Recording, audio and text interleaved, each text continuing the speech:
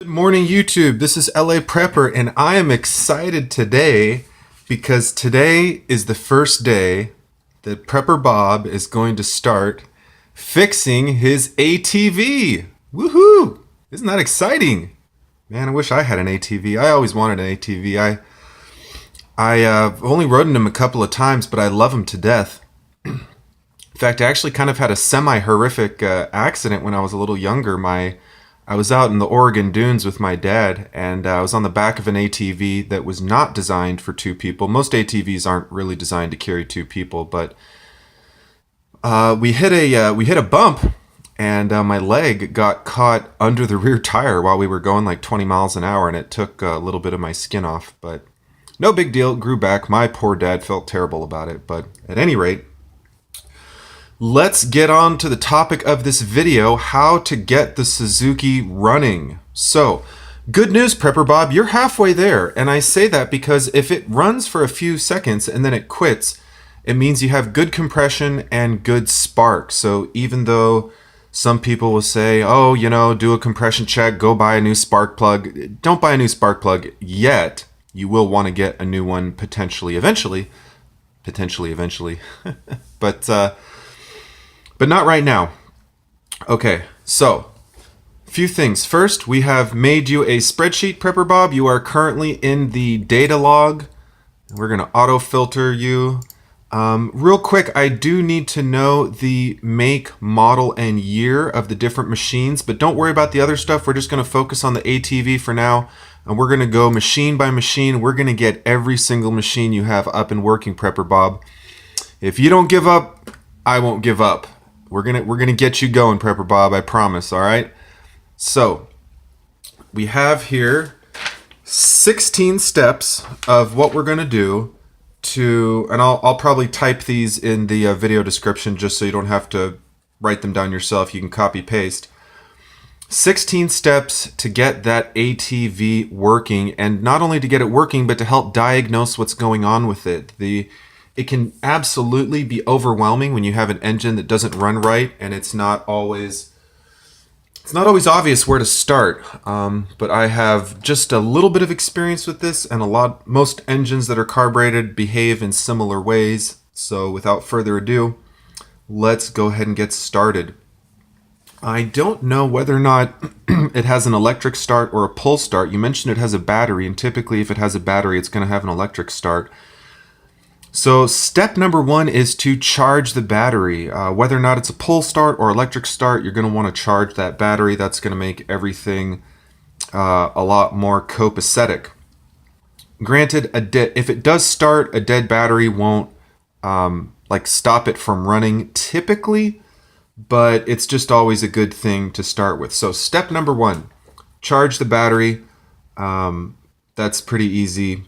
I'm sure you can handle that. So, step number two, and this is a really key step. This is going to kind of help tell you, this is going to confirm that of the three things required to keep an engine running, spark, combustion, and fuel, we're going to confirm that fuel delivery is your issue, which I suspect that it is, based on the problems that you're having. So you're going to get a can of starting fluid. If you don't have a can of starting fluid, you're going to go to the store and get a can of starting fluid, and that's going to be the most important purchase for this entire process. You're going to take off the air filter. That's going to be right on the outside of the carb. Shouldn't be too big of a deal to find that. Go ahead and take off the air filter. It might be a little dirty, but a dirty air filter in and of itself is typically not enough to cause your engine to quit. That might make it run a little rough, but probably not enough to make it quit. So what you're going to do is you're going to start it, and if it's a pull start or if the carburetor is on the opposite side of the throttle, you might want to get your wifey to help. Have her goose the engine. In fact, without even worrying about the starter fluid,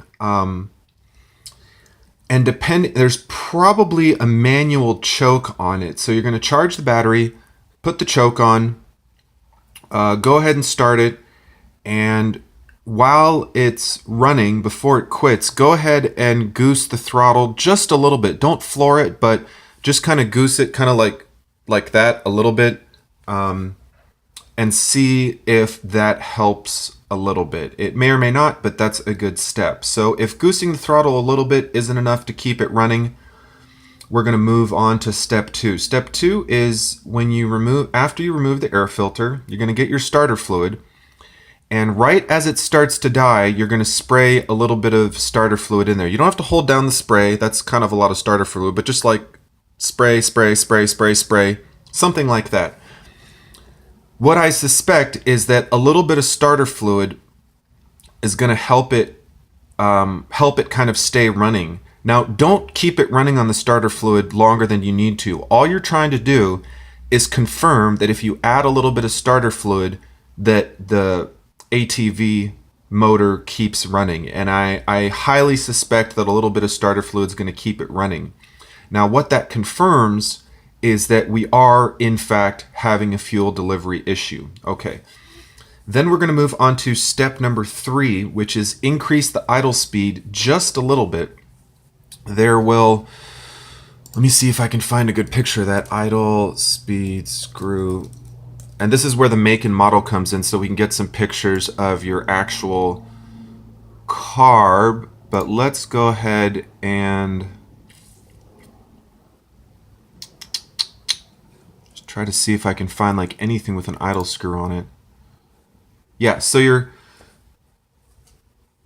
idle screw is probably going to be around where the throttle linkage is. You're going to see a stop, a little screw and a stop, and when you turn the screw, it's going to cause the throttle to come up a little bit. Now, since we already tried goosing the throttle, it's probably not going to solve your issues, but it's going to make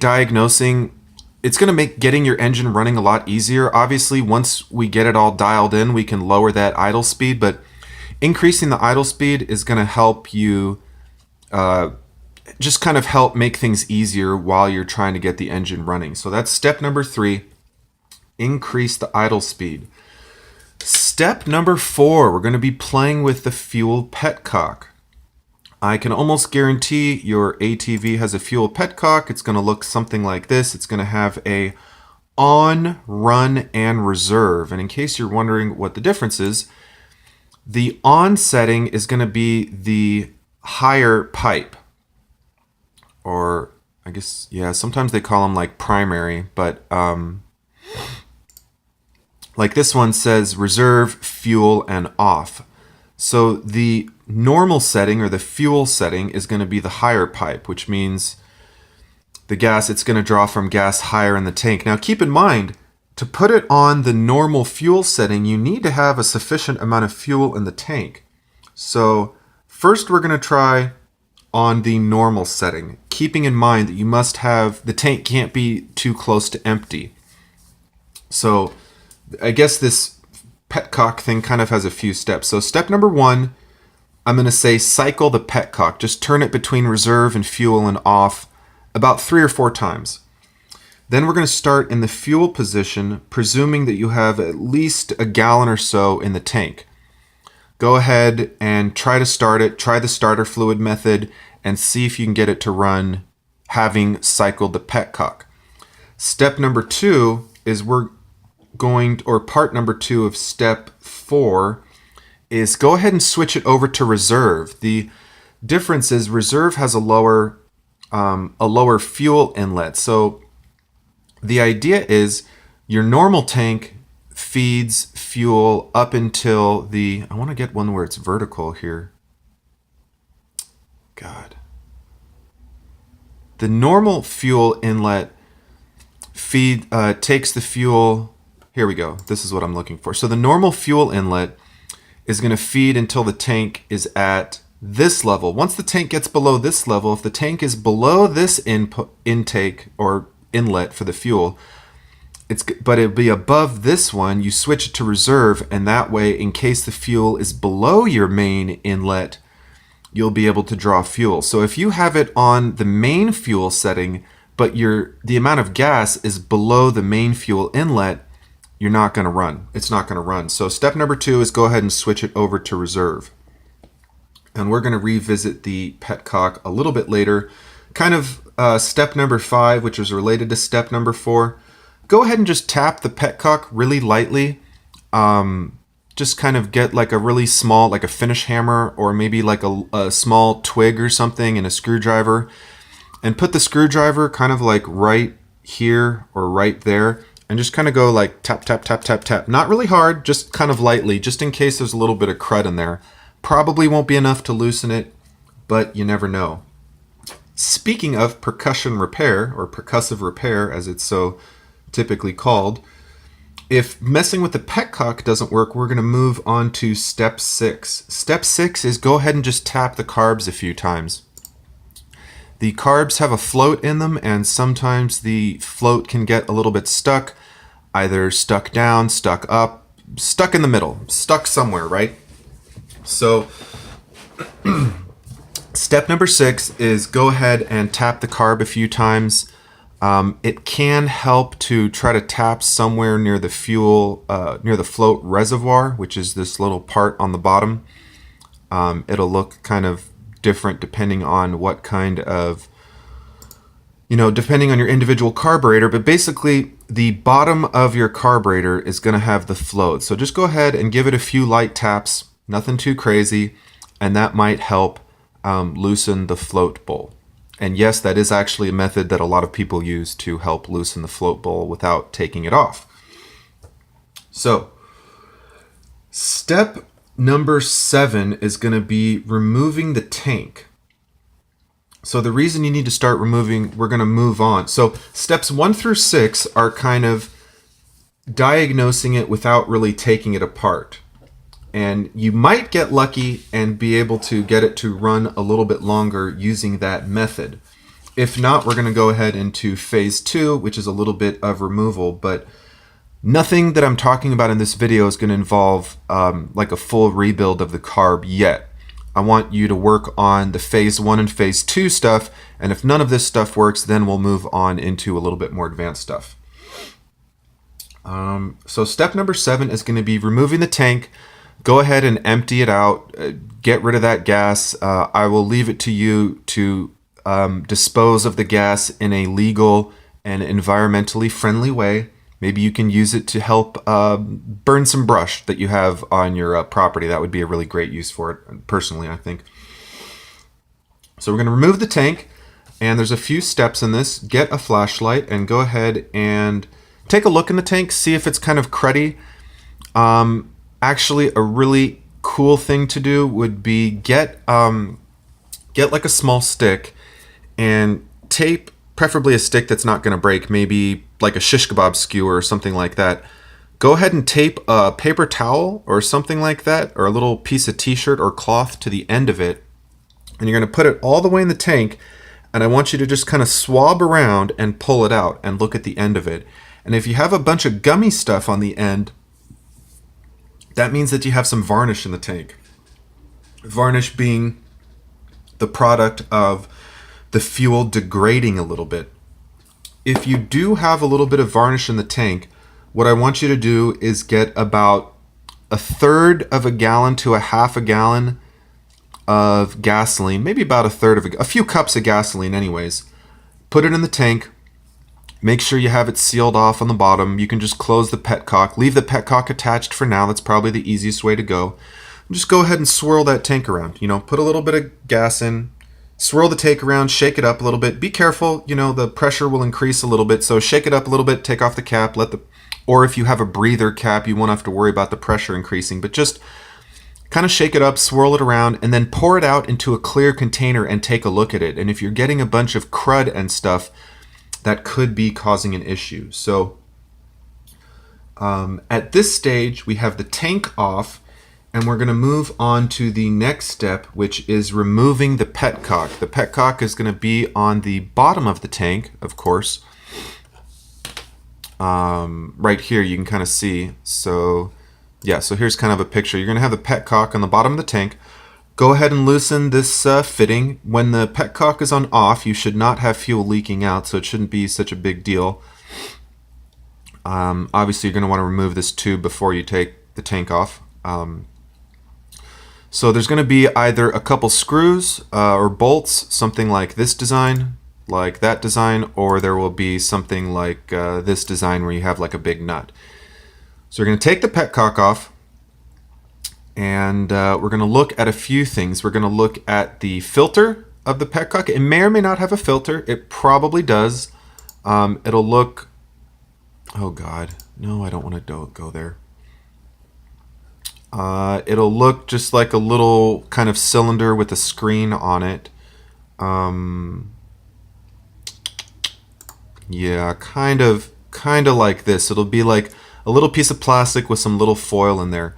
This can get really gummed up really easily. The holes in the petcock filter are super small. So what you can do typically is you can kind of pull this out. Be very careful. Try to use your hands. Don't use pliers if you can avoid it. I don't know if it screws out or it just pulls out, but just kind of be ginger with it. Typically they can be removed. Not all petcocks have a filter that can be removed. Sometimes you have to buy a brand new one, but typically they can be removed. If it doesn't come out relatively easily, just go ahead and leave it there. Get some carb cleaner, soak the crap out of it. Go ahead and turn the petcock on to the main setting, the fuel setting, not the reserve setting, and spray some carb cleaner up from the bottom and see if you can flush out any of the gunk on there. So we're going to remove the petcock. We're going to try to check the filter on the petcock, and we're going to try to back flush it to work on that issue. The next thing we're going to do is what I like to call the blow test. My father taught me this method. You basically use your mouth to get a little bit of pressure on the petcock and see if it's running clear. So what you're going to do is get the petcock having been removed from the tank. You could leave it on the tank for this part, but I would remove it. So you're going to get the petcock. You're going to get a hose, preferably not a hose that has had fuel in it. Put it on the bottom of the petcock, switch it to reserve, and blow as hard as you can into the hose. You should be able to hear air going through the petcock. You might even have some gunk come out. In fact, the better thing to do would be get a wet paper towel, hold it over the petcock, and then blow into it from the other end and see if you're getting any crud coming out on the paper towel.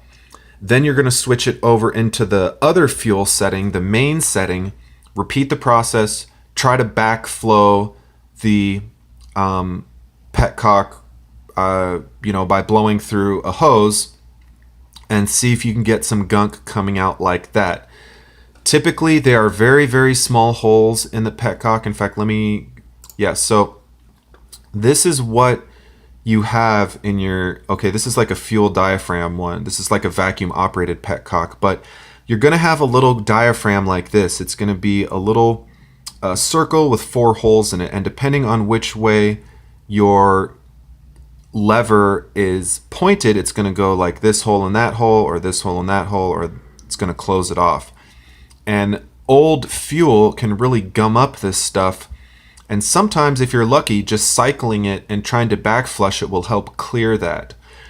If that doesn't work, we're going to move on to stage 2 of the petcock repair, or maybe stage 3, which is go ahead and unscrew these 2 screws.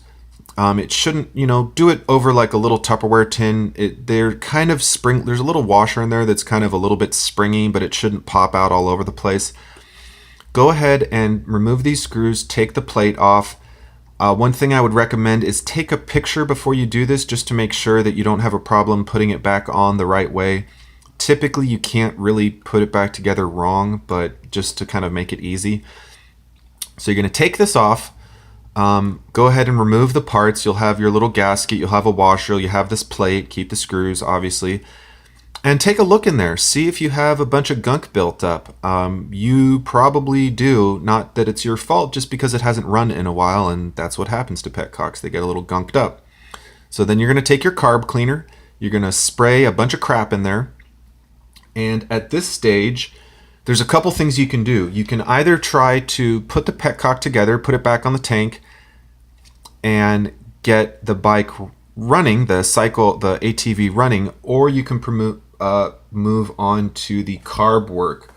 You may as well, since there is somewhat of a decent chance it was just the petcock, And since it's not going to be that far disassembled, you might just go ahead and put the petcock back on the tank. You're going to leave it on the tank anyways, because if the petcock flows freely based on your test, you probably won't have to worry about rebuilding it in the immediate future. So you can probably go ahead and connect it to the tank and leave it on the tank. Get everything set back up again. Put about a gallon of gas in the tank and go ahead and try to run it. If your ATV is still not running after having messed with the petcock, then we're going to move on to the carb partial disassemble. So again, take a bunch of pictures. It's going to help you with all the linkages to the carb. You shouldn't have too many linkages to the carb. You'll have a throttle cable. You'll probably have a choke cable. You have a fuel line coming in. You might have a fuel overflow, but otherwise shouldn't be too ridiculous on linkages to the carb. So go ahead and take off the air filter box. You'll probably have a fuel filter. By the way, I would actually, if you have a fuel filter, then when you're testing it again, I would actually consider getting a new fuel filter. They're like a few bucks at the store. So, while you're at the store getting some carb cleaner or some starter fluid, go ahead and just grab a fuel filter.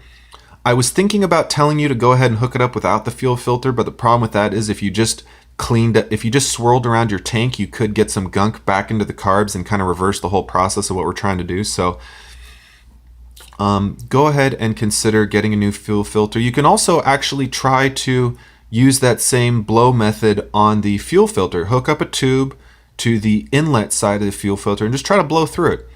You should, I think, be able to blow some fluid through it. You can also try to backflow with a tube and some air pressure and see if you can clean that out a little bit. But a new fuel filter, for how cheap they are, is a really good step. So we have the petcock and the tank separate. We have the air filter off the carb. Go ahead and remove the linkages. Use some masking tape. Take a couple pictures. It's going to help you put everything back together. So now that we have the carburetor off, we are going to mess a little bit with the float. So this is what a float looks like. They come in a few varieties. This is kind of a cylindrical one. Sometimes they look like this and they kind of have a float on either side. So we're going to do a few things with the float. First of all, so you're going to put the carb upside down. We're going to take off the float cover, which looks kind of like this. So we're going to take off the float cover. And the first thing you're going to do is just try to lift. The float should drop, by the way. The float should naturally want to fall down. So the first thing you'll do is just kind of like tap it a little bit and see if it moves up and down freely. If it moves up and down freely, that's a good start. The next thing you're going to do is you're going to turn the carburetor upside down. Go ahead and take that carb float bowl off. Set it aside. Go ahead and take the gasket off. If the gasket is not coming off, you can go ahead and leave it. That's not too big of a deal. But this next step is it's pretty straightforward. So there's a little pin here, and sometimes there's a clip, sometimes there's not. But what you're going to do is you're going to remove the pin. Maybe there's a clip, maybe there's not, but go ahead and remove this pin that holds the float. Keep the pin in a little separate case so you don't lose it. Yeah, it's going to look something like this, right? So go ahead and remove the pin, take the float out, put the float aside, and go ahead and pause right there for a second. So now that you have the float, I want you to hold it in your hands and shake it. The float should not have any fluid in it. If you can feel fluid in it, it means you have a leak in your float and you need to get a new float. Not a big deal. You don't necessarily have to get a new float. I guess theoretically you could try to like JB weld it or something like that, or plastic weld it. But since that's kind of a pain in the ass, I'm going to say, maybe consider just getting a new float. So step number 1, shake the float. Okay, so shake, float. Step number 2, hold the float under, I would say underwater. Under gasoline is actually a little bit better, just so that if you do get some fluid in the float and you do end up trying to rebuild it, you don't have water in there to potentially leak out into your carb.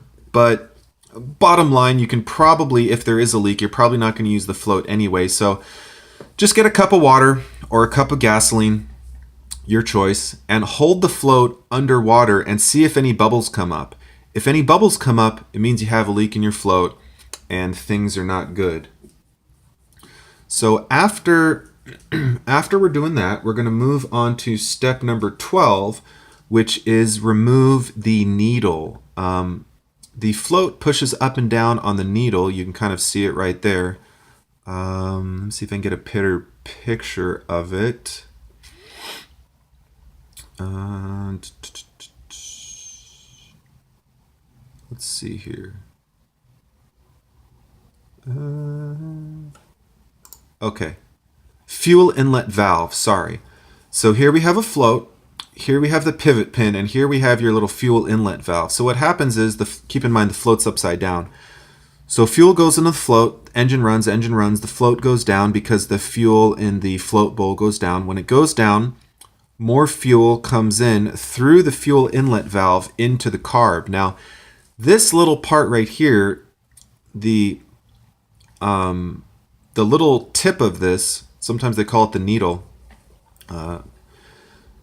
this can get corroded with gunk, and it can either stop, sometimes it just gets stuck in there where it won't move freely, but other times it can kind of fail both ways. It can fail by not letting enough fuel in, or it can fail by letting too much fuel in. So if it doesn't seat, it will let too much fuel in, and if it doesn't seal, okay, so if it doesn't seal, it can let too much fuel in, and if it gets stuck, it won't let enough fuel in. So it's very important that the little needle and the place where the needle rests are, okay, here's a great picture.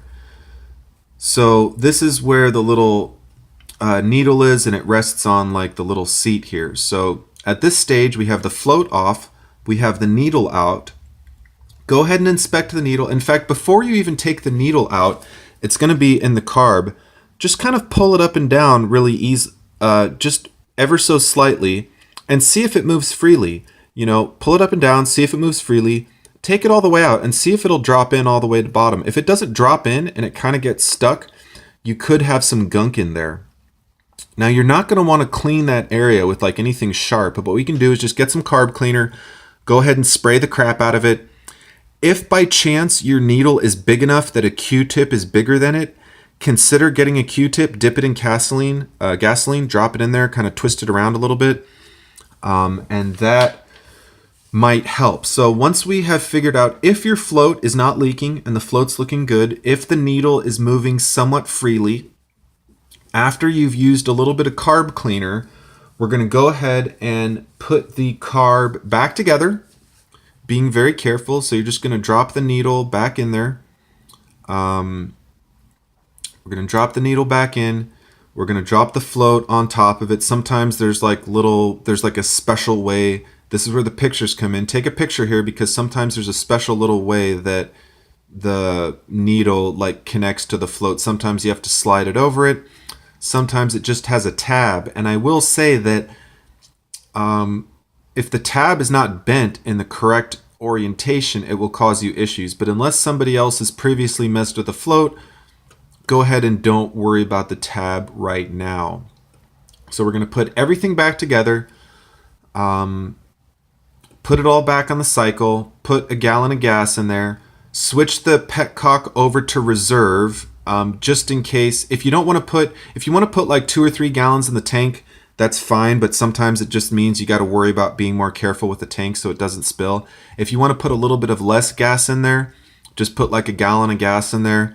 Go ahead and switch the fuel petcock to reserve and try to run it. Now keep in mind, you still might have some gunk in the system, so don't be afraid to, and here we have somebody working on the fuel, the float bowl height. But go ahead and try to run it. Don't be afraid to use a little bit of starter fluid because the engine will help clean the carbs. Gasoline is a solvent, so if you can kind of keep it running a little bit, just the process of it running will kind of help get a little bit of gunk out of the system. For example, varnish kind of looks like this. It'll be this like orange kind of gunky stuff. And one thing I will say also, while you have the carb off, consider just soaking it in like a half a gallon of gasoline. They have carb soak buckets you can buy, which is a really strong solvent. But while you have the carb off, open the choke, spray a bunch of carb cleaner in there, spray a bunch of carb cleaner in it, maybe soak it in gasoline overnight. That's going to be, in fact, soaking the carb overnight in gasoline is a really, really great tip. I would definitely do that no matter what. Here you can see a bunch of gunk in there. That gunk can get loose and get into your engine. So at this point, we have everything back together. We're trying to get the ATV running. We're trying to keep it running with a little bit of starter fluid, but not a gross amount of starter fluid. And I can almost guarantee you, Prepper Bob, that if you go through all these steps, it's going to run better. If it's still running a little bit rough and it kind of wants to quit, you might consider putting a new plug in and gapping the plug. If you've never gapped a plug, and certainly not everyone has, you're going to just want to get and typically they do come gapped from the factory, but not always. I'll make a separate video on how to gap a plug. We'll cross that bridge when we get there. But if you don't have a feeler gauge, go ahead and let me show you what a feeler gauge looks like. Every person who owns any piece of equipment should have a feeler gauge. Just one of those tools you need to have. Yeah, so this is what a feeler gauge looks like. It has a bunch of different thicknesses. You choose the thickness and you put it between the little electrode and the spark plug.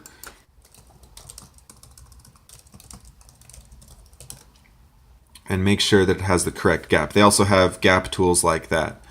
Just keep in mind, be very careful when you are adjusting the gap. Try not to hammer on it. If it needs to get smaller, don't hammer on it too hard. And if you need to open it up, it's better to use a tool like this if you can. If not, don't ever, a big no-no is do not ever put a flathead in between the spark plug and this. Always use some needle nose pliers or a tool to gently lift up on the electrode.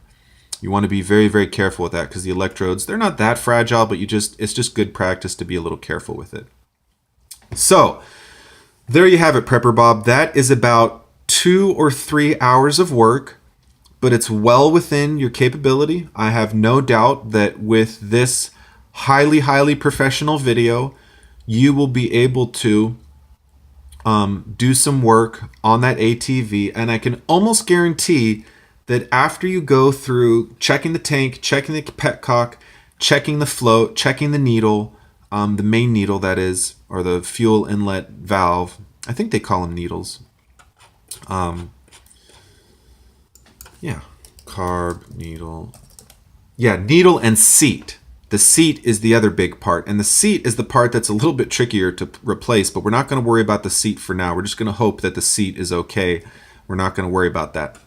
Yeah, the seat typically looks something like that. So I can almost guarantee after you do all this, it's going to run a little bit better. Like I said, go ahead and use that carb cleaner and see if you can kind of keep it running just a little bit, like for a minute or two. Don't keep it running for 5 minutes on it's not carb cleaner, starter fluid. Don't keep it running for 5 minutes on starting fluid. But if you want to keep it running for like a minute or two on starting fluid, not the worst thing in the world, especially considering it's not getting any use right now. So after all this, if you can get it running a little bit, go ahead and mess with the throttle and see if there's a throttle setting that kind of helps you keep it running. Like maybe it only runs on full throttle, maybe it only runs on 3/4 throttle, and then when you get back down to idle, it won't idle. If you are having trouble with the idle, go ahead and increase the idle speed a little bit more, and then you can keep the idle speed high enough until it will run. And if you do get it running to where it's just running, go ahead and just leave it run as long as you can. Let it run for 10, 20 minutes. Help it clean all that gunk out of the carb. It will help. The carb will try to clean itself if it's getting fed fresh gasoline. Also, please do make a video when it's running, Prepper Bob, so that I can hear it dying. If you're the one messing with the starter fluid and the throttle, have your wife with the camera record. So because how it quits and how it responds to throttle and how it responds to starter fluid will give me a little bit of a clue of what's going on. So this is a 35-minute video, but that just shows how much I care about you, Prepper Bob. I want you to get that ATV running because ATVs are fun as heck. Are you kidding me? Who doesn't want their ATV to be running? So work on that, Prepper Bob. Don't feel obligated to do it all today or all this weekend, but take your time with it. Take pictures, keep everything organized. Give yourself a little space to work on the ATV. Maybe move the mower and some of the other stuff out of the shop so you have a nice little space. Get your music playing. Make sure you got your little snacks and everything. And, I know one of your comments or something, you were kind of giving yourself a hard time. If I, paid more attention in school or learn, nobody teaches, most schools don't teach, how to rebuild carbs and stuff like that. It's just something that you learn from other people. I learned it from my father. I've also learned it from my own personal experience. And now I have the blessing to be able to teach you, Prepper Bob. So this is why I'm always telling preppers, not just you, Prepper Bob, but other preppers, share your life. If you never told me about that ATV, I would have never known that you needed help getting it going. So I'm really, really glad that you shared that with us, PB, because, there's nothing that means more to me than being able to help other people on this world. I don't talk a lot about religion and spirituality, and I'm not the type to go to church regularly, but I do try to pray every single day. And the two main things that I always pray for are to be a better person and to make the world a better place.